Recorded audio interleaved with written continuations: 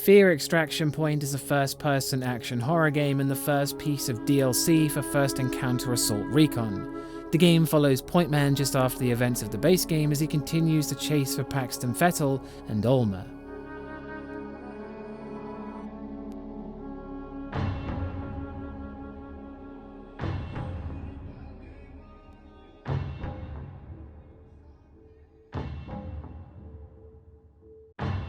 Atmosphere.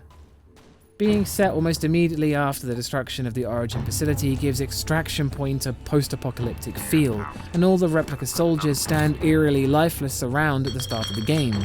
As the things progress, the game returns to its shooter roots, but in comparison to the base game, where the atmosphere and tension were turned on and off like a tap, Extraction Point does a much better job with the game's more horror-focused moments.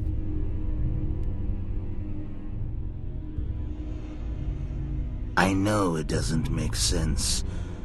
Not much does anymore. You killed me. I didn't like that. The pacing is greatly improved, with combat and spooky sections being more tightly knitted than before. The music that plays is more eerie, and the environments are often spookier and more derelict thanks to the scenery. The lighting that made the base game so foreboding is back, and it's really put to good use in several parts of the game.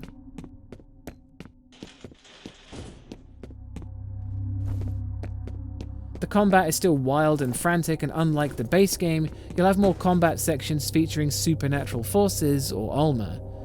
There's a feeling of desperation on both sides as the combat gets more and more intense, with them throwing everything at you to slow you down, but this can lead to moments outside of the combat somehow feeling empty.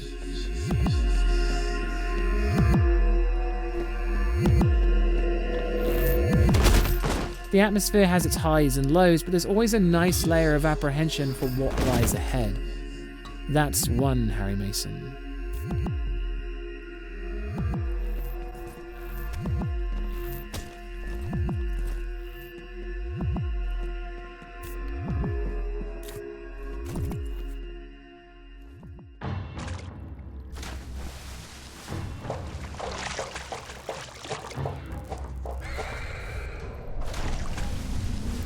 Scares.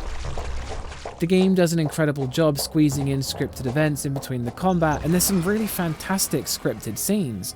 Many of them are bewildering or whisk Point Man off to abstract worlds of previous torture or torment, and others throw him into hellish hallucinations of his own past. Some of these are more effective than others, with the game sometimes doing a brilliant job of making you feel like a fish out of water, and others feel like a minor bump in the road. The game does a much better job of also making the combat frightening with invisible enemies and more dire scenarios, with Extraction Point seeming more challenging than the base game.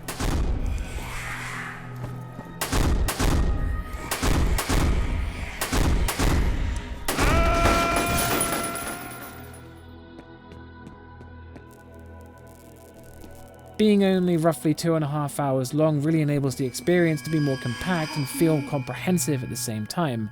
A lot happens, and quickly. That's 2 Harry Masons.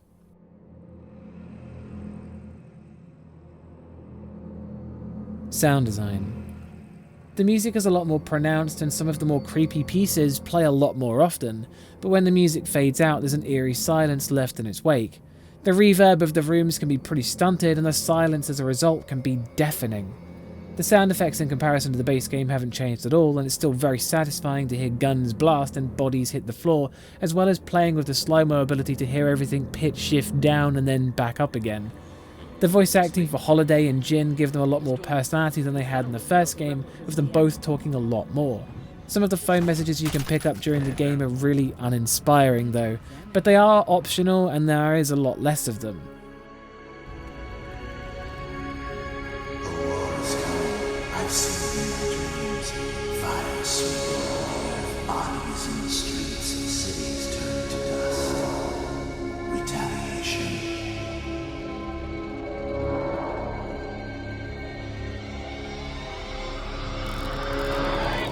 Fettel has some foreboding lines and he's just as spooky as he was in the first game.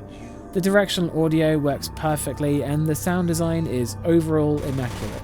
That's 3 Harry Masons. I'll leave the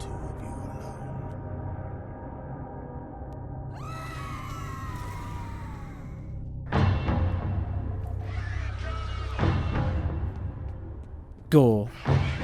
The gore is just as fantastic as the base game, with blood smearing over surfaces as you shoot replica soldiers, and they blow up into a fine mist when you blast them at close range with the shotgun.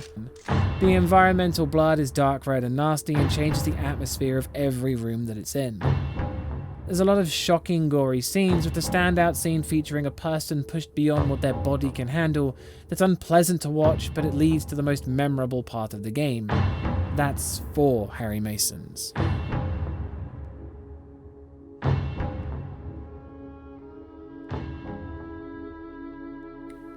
Story. The story follows Point Man after the events of the base game, where he's trying to get to the eponymous extraction point, but finds a previously dead Fettel brought back to life and in charge of the replica soldiers. The game isn't considered canon, and a lot of what happens seems a bit needless, with some characters returning for no real reason.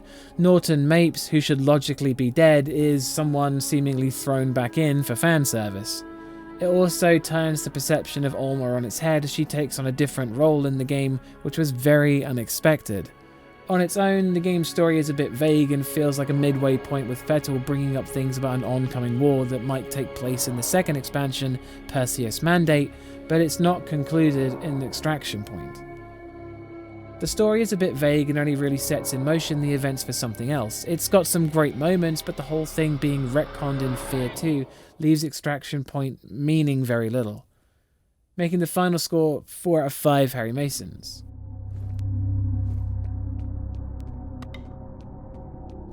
Extraction Point hones the atmosphere and scares of the base game down to a fine art, and the limited playtime helps consolidate it further into a great experience.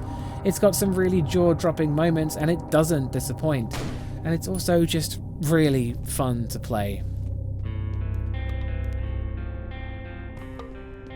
Again, I'd like to remind you, the whole thing is down to my opinion in horror games. If you don't share this opinion, then that's cool, I get it. I'd like to point out that whilst I got to the extraction point, I did not let Alma get away, and advise you don't either. There'll be more horror reviews in the pipeline, and thanks for watching. Always go check out Bumps in the Middle of the Night. Peace.